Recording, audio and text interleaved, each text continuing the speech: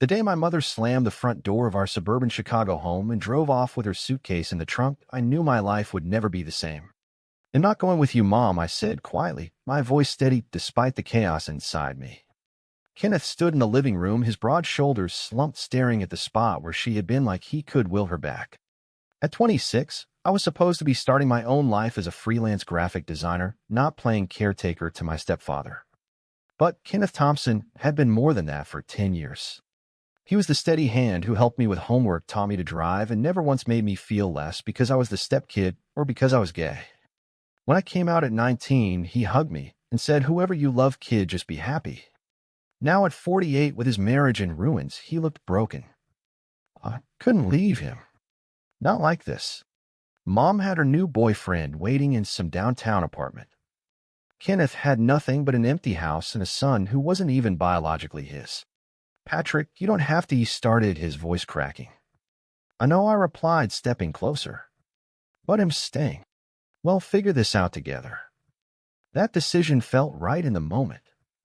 But as the weeks turned into months, it would become the chain that bound my heart and the source of my deepest regrets. Little did I know how much it would test every moral boundary I had. The first night after Mom left the house felt too quiet, like it was holding its breath. I made spaghetti because it was the only thing I knew how to cook without burning, and Kenneth sat at the kitchen table, pushing the food around his plate. "Thanks, kid," he muttered, but his eyes were red-rimmed and distant. I wanted to ask if he saw it coming, the fights, the late nights, or sudden trips to the city, but I held back. Instead, I cleared the table and washed the dishes while he stared out the window at the backyard, where we used to play catch when I was a teenager. By 10 o'clock, he was asleep on the couch, still in his work clothes from the construction company he ran. I covered him with a blanket and went upstairs to my room, the same one I'd had since I was 16. Lying there, I replayed the afternoon. Mom had screamed that she was done carrying everyone, that Kenneth had become a stranger, and that I, with my lifestyle, was the final straw. Lifestyle. The word still stung even after 7 years of being out. I had dated a few guys in college, quiet relationships that never lasted because coming home to this blended family always felt like walking a tightrope. Now the tightrope was gone, and I had chosen to stay on the side with the man who had raised me. The next morning, Kenneth was up before dawn making coffee like nothing had changed, but his hand shook when he poured it. I took the mug from him and said, "You don't have to pretend I'm here for the long haul." He looked at me, then really looked, and for a second I saw something flicker in his eyes, gratitude, maybe, or relief. We spent the day sorting through the mess Mom left behind, canceled credit cards, changed locks on the doors. By evening, we sat on the porch with beers, and he started talking about how he met my mother at a company picnic, how she had this laugh that made him feel young again. I listened, nodding at the right places, but inside my chest tightened. Part of me had always wondered if Kenneth could ever see me as more than the kid he inherited. That thought scared me because it felt wrong on every level. He was my stepdad, the guy who signed my report cards, fixed my bike. Yet here I was 26 and single, staying because leaving him alone felt impossible. That night, as I helped him up the stairs when his back gave out from stress, I felt the weight of my choice settle in. This was more than helping an old man through a divorce. This was me stepping into a role I wasn't sure I could handle without losing pieces of myself. Weeks blurred together. I put my freelance gigs on hold to handle the household bills and make sure Kenneth ate 3 meals a day. His company was struggling without Mom's bookkeeping help, so I learned QuickBooks on the fly and sat with him at the dining table late into the night going over spreadsheets. "You're saving my ass, Patrick," he said one evening, his hand resting on my shoulder longer than necessary. The touch sent an unexpected warmth through me, and I pulled away, quickly mumbling something about needing water. Alone in the kitchen, I splashed cold water on my face and stared at my reflection. What the hell was that?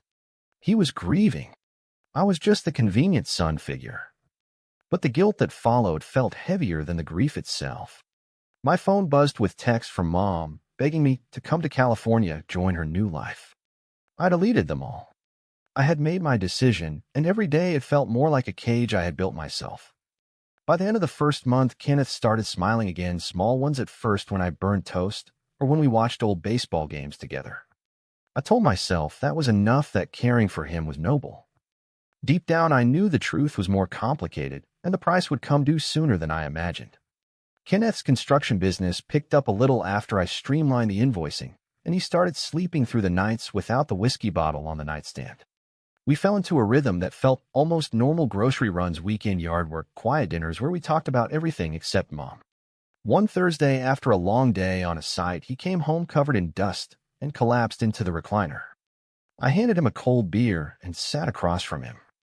"You ever think about dating again?" I asked, trying to sound casual. He chuckled low and shook his head. "At my age, Patrick, who would want an old wreck like me?" "You're not old," I shot back too quickly, and the air between us shifted. His eyes met mine and held, and for a heartbeat neither of us spoke. Then he cleared his throat and changed the subject to the Bears game. That night I lay awake replaying the moment. It was nothing, just two guys talking. But the way my pulse raced told a different story, and the shame that followed kept me tossing until dawn. The following weekend, we drove out to the lake house his buddy owned for a change of scenery. Kenneth fished from the dock while I sketched logos on my laptop. When the sun dipped low, he called me over to see the biggest bass head caught in years. I stood beside him, our shoulders brushing, and he didn't move away. "Nice one," I said, my voice softer than intended. He turned and smiled, that crooked grin that always made me feel safe as a kid. "Couldn't have done it without you, kid." The word kid landed like a punch. I was not a kid anymore. I was a man who had sacrificed his plans for him, and somewhere in the quiet evenings the lines had started to blur.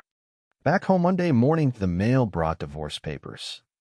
Kenneth read them at the kitchen table, his face pale. I sat beside him, and without thinking put my hand on his back. He leaned into the touch just a fraction and whispered, "I don't know what I'd do without you, Patrick."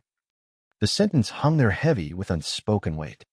I wanted to tell him I felt the same, but the words stuck because admitting it would cross a line we could never uncross. As October turned cold, we started sharing more than chores. He told me about his own father, the one who walked out when he was 12, and how he swore he'd never do that to a kid. I opened up about the guys I dated in college, how each one ended, because I couldn't shake the feeling I was disappointing the family. Kenneth listened without judgment, his eyes soft. "You deserve someone who sees how amazing you are," he said one night over Chinese takeout. The compliment warmed me in places I had no right to feel warm. Later, when I helped him with his bad knee, wrapping it after a long day, on site, our hands lingered. I pulled back, first heart hammering. This was dangerous territory. He was my stepdad, the man my mother had left. Any feelings beyond gratitude were wrong, immoral, even. Yet every morning when I made coffee for him and saw the gratitude in his eyes, I questioned why wrong had to feel so right. My friends texted asking when I was moving to New York for that big design job I had lined up. I lied and said soon. The truth was I couldn't imagine leaving him now, not when he was starting to look at me like I was the only light left in his world. By Thanksgiving, the house felt like ours, not the one Mom had abandoned. We cooked turkey together, bumping elbows in the small kitchen, laughing when the stuffing burned. Kenneth carved the bird, and for the first time in months his laugh reached his eyes. After dinner, we sat on the couch watching football, and he rested his head back, eyes half closed. "Patrick," he murmured, "I don't say it enough, but you saved me." I swallowed hard, the words I wanted to say burning in my throat. Instead, I squeezed his shoulder and whispered, "You do the same for me." That night, as snow began to fall outside, I stood at my bedroom window, wondering how long I could keep pretending this was just family duty. The decision to stay had been easy. Living with what it was becoming was tearing me apart inside, and the real tests were only beginning. The first real crack in my resolve came during a power outage from an early winter storm. Candles flickered on the coffee table, and Kenneth poured us both whiskey from the bottle he kept for special occasions. We sat on the floor wrapped in blankets, trading stories to pass the hours. He talked about the day he married Mom, how he promised himself he'd be the father I needed. I told him about the first boy I kissed in high school and the terror of Mom finding out. His hand found mine in the dim light and stayed there. "You're braver than I ever was, Patrick," he said quietly. The touch was innocent, but my skin burned. When the lights came back on, we didn't move apart right away. The air felt charged, and for a split second I thought he might lean in. Then he stood up abruptly and said, "Good night, kid." I stayed on the floor, heart racing, knowing we had crossed into territory that had no map. The next morning, awkwardness hung between us like fog. Kenneth made breakfast, eggs over easy, just the way I liked them, and avoided my eyes. I wanted to say something, anything to clear the air, but the words wouldn't come. Instead, we went about our day, he to the job site, I to my laptop. By dinner, the tension had eased into something softer. Over pasta, he asked if I ever regretted staying. Never, I answered too fast. His smile was small but real. Good, because I don't know how I deface this house alone. That sentence unlocked something in me. Over the following days, we talked more openly about loneliness, about what it meant to want connection after loss. One evening, after a particularly hard client meeting, Kenneth came home defeated. I poured him a drink and listened as he vented. When he finished, I pulled him into a hug, the kind that lasted longer than stepfather and stepson should allow. His arms tightened around me, and I felt his breath hitch. We didn't speak of it, but from that night, the hugs became more frequent, the eye contact heavier. Christmas arrived with a tree we picked out together and lights strung across the porch. No family came. Mom had made sure of that with her angry calls. It was just us exchanging small gifts, a new wallet for him, a set of drawing pins for me. Under the twinkling lights, Kenneth looked at me and said, "You've given me back my life, Patrick. I don't deserve you."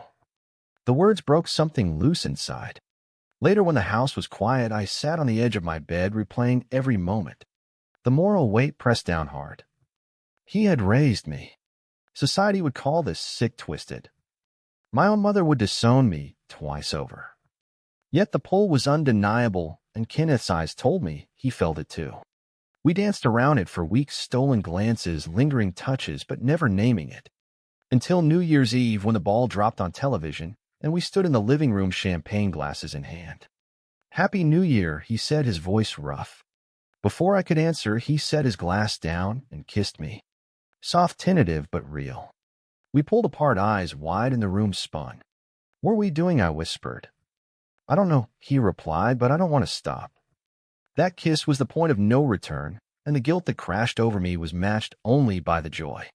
We agreed to take it slow, to keep it secret, but the decision to stay had now become something far more dangerous, and I knew the price would be steep. The secret became our world. Mornings, Kenneth left for work with a quick kiss on my forehead that felt like fire. Evenings, we cooked together, hands brushing more often than necessary. Publicly, we were still stepfather and stepson, the guy who stayed to help after the divorce. Privately, we were learning each other's hearts in ways that terrified and thrilled me. One Saturday, we drove to a quiet park on the outskirts of Chicago and walked the trails holding hands when no one was around. Kenneth squeezed my fingers and said, "This feels right, even if the world says it's wrong." I nodded, swallowing the lump in my throat. But the world was always there in the back of my mind. I turned down a major design contract in New York because leaving him now was unthinkable. He noticed the sacrifice, and the guilt in his eyes mirrored my own. "You're giving up too much," he told me one night as we lay on the couch watching a movie, his arm around my shoulders. "I wouldn't have it any other way," I replied, but inside I wondered how long we could keep pretending. The first close call came when a neighbor stopped by with a casserole. Mrs. Reynolds eyed us as we stood a little too close in the doorway. "You two seem awfully cozy," she said with a tight smile. Kenneth laughed it off as family support, but I saw the fear flash in his eyes. After she left, we argued for the first time, not about love, but about risk. "We have to be careful," he said, pacing the kitchen. "If anyone finds out, it'll destroy everything." I wanted to scream that it was already destroying me, the constant hiding, the lies to friends. Instead, I pulled him close and whispered, "Well, be careful." But caution couldn't stop the deepening. Small moments stacked up like bricks, a shared shower where we only held each other, a late-night drive where he rested his hand on my knee. Each one chipped away at my moral compass. Was this love, or was I exploiting his vulnerability? Was he using me to fill the hole Mom left? The questions kept me up, but the answers always came back to the way he looked at me, like I was his anchor. By spring, we had settled into a fragile balance. Kenneth's business stabilized thanks to my help, and my freelance work picked up enough to pay bills. We talked about the future in hushed tones, maybe a trip somewhere no one knew us, maybe telling a trusted friend. But reality intruded when Mom called one afternoon demanding I visit her in California. I refused, and she hung up after calling me ungrateful. Kenneth held me after, and the comfort turned into something more tender. We still hadn't gone further than kisses and touches that left us both breathless, but the desire was there, raw and undeniable. One evening after a particularly stressful week, Kenneth said the words I both dreaded and craved. "I think I'm falling for you, Patrick. Not as a son, as a man." I kissed him hard, tears mixing with a moment. "I feel the same, but God, were we doing?" The decision to stay had led us here, and every day the cost grew clearer, family ties fraying, social eyes watching. Yet walking away felt impossible. The love we had built was real, even if the foundation was cracked with taboo, and that truth kept me rooted even as the ground shifted beneath us. Mom's return visit hit like a storm. She showed up unannounced one Saturday with boxes to collect the last of her things. Kenneth and I were in the kitchen laughing over coffee when she walked in and froze. The look on her face when she saw how close we stood said everything. "What the hell is this?" she demanded. I tried to explain we were just supporting each other, but she wasn't buying it. She had heard rumors from old friends, and now seeing us together confirmed her worst fears. "You're sick, both of you," she spat, turning on Kenneth. "I left you, and you turn my son against me like this." The argument escalated, fast voices rising in the same kitchen where we had built our secret life. "Patrick is a grown man," he said, stepping between us, but his voice shook. She laughed bitterly. "Grown and twisted because of you." When she stormed out, she promised to tell everyone the disgusting truth. The door slammed and silence fell. Kenneth sank into a chair, head in hands. I knelt beside him, my own world crumbling. "This is my fault," I whispered. "No," he replied, pulling me up. "We chose this together." But the betrayal in Mom's eyes cut deep, and I felt the first real fracture in my resolve. The family meeting she forced a week later was worse. Uncles, aunts, cousins gathered in a rented hall outside the city. Mom laid it all out, the affair she claimed, a corruption of me. Eyes turned to us with disgust, pity, judgment. Kenneth stood tall beside me, hand brushing mine under the table. "This is our life," he said quietly. "We aren't hurting anyone." The room erupted. My cousin called it an abomination, and Uncle threatened to cut ties. I defended us, voice breaking, as I described the loneliness, the bond that grew from caring. But words bounced off walls of prejudice. We left with threats ringing in our ears, and the drive home was silent. That night, Kenneth held me as I cried, the weight of losing my entire maternal family crushing me. "You can still leave," he offered, voice thick. "Go to Mom, make peace." I shook my head. I chose to stay, remember. But the sacrifice now included my blood relatives, and the guilt multiplied. Kenneth's brother found out next through the family grapevine, and the betrayal stung hardest. He showed up at the house drunk and angry, calling us names that still echo in my nightmares. Kenneth threw him out, but the damage was done. Word spread through the construction community, and suddenly contracts dried up. I lost 2 major clients who cited personal reasons, but we both knew why. The social pressure mounted, neighbors avoiding us at the grocery store, old friends ghosting my texts. "Patrick, we need to talk about slowing down," Kenneth said one night after another canceled job. Slowing down meant ending us, and the thought terrified me more than the hate.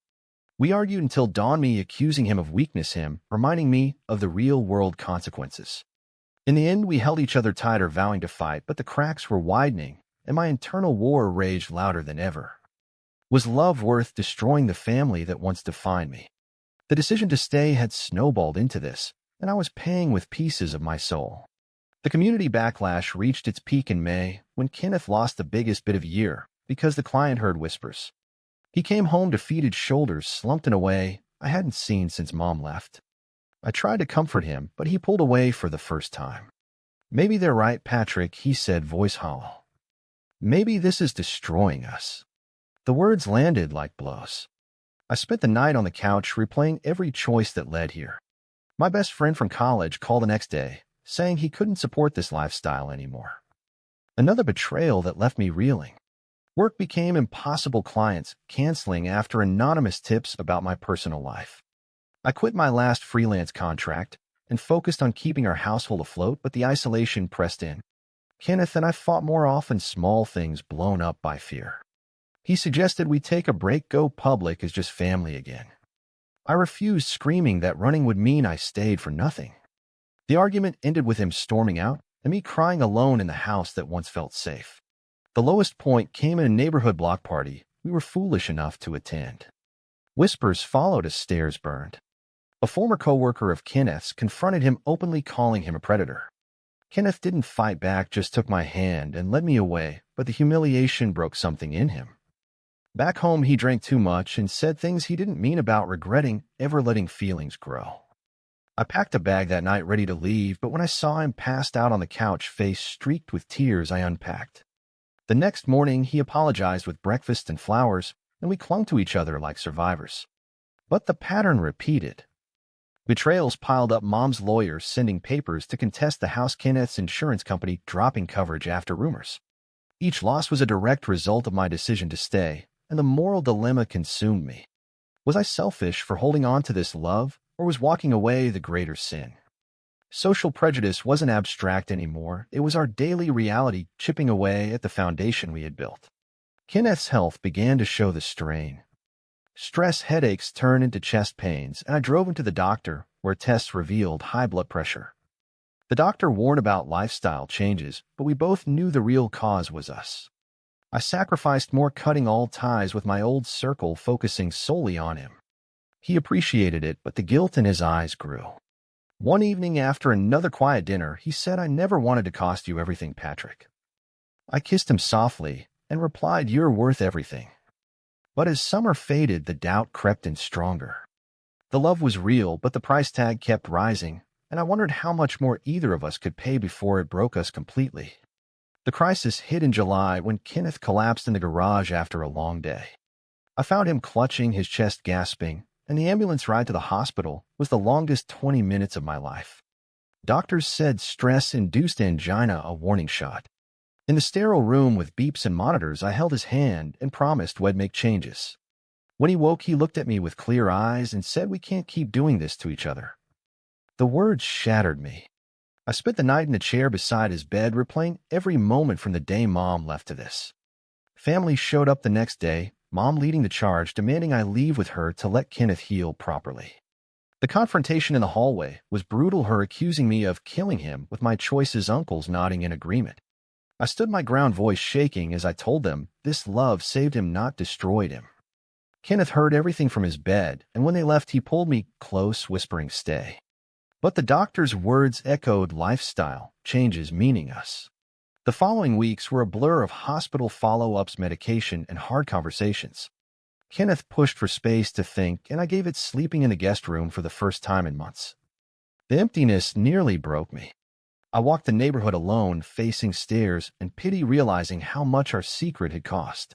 One night, he came to my room, and we talked until sunrise about right and wrong, about what family really meant.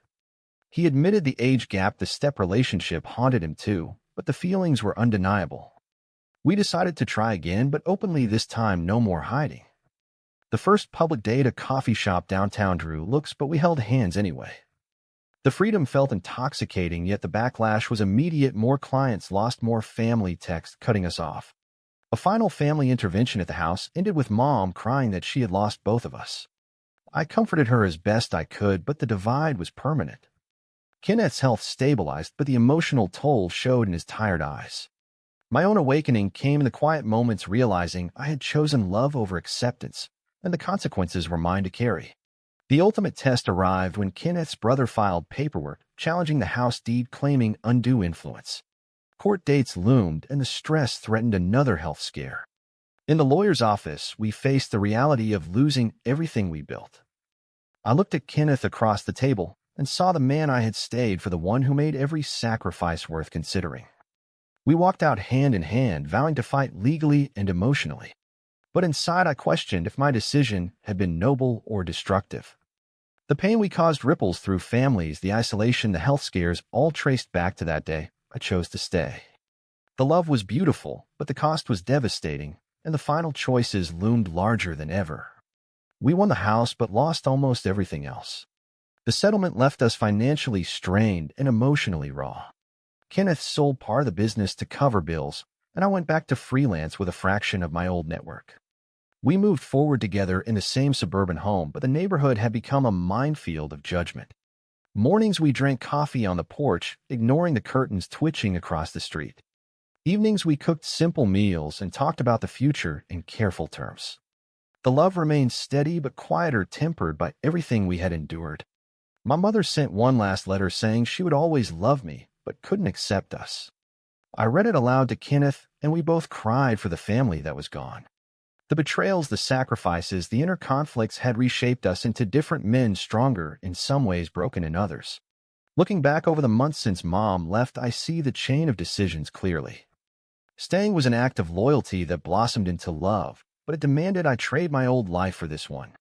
Kenneth changed too, learning to accept a part of himself he never knew existed while battling the guilt of what it cost me. We awakened to the truth that love doesn't always fit neatly into society's boxes, but fighting for it extracts a price from everyone involved. Friends gone, career dreams delayed, health scares, family severed. Yet in the quiet moments when he reaches for my hand, I still feel the rightness of it. The world may never fully understand, but we do. We pay dearly for this second chance at family, and the scars remind us daily of the choices made. After everything I lost and the hearts I broke, was my decision to stay and love him the right choice, or the one mistake that destroyed us all?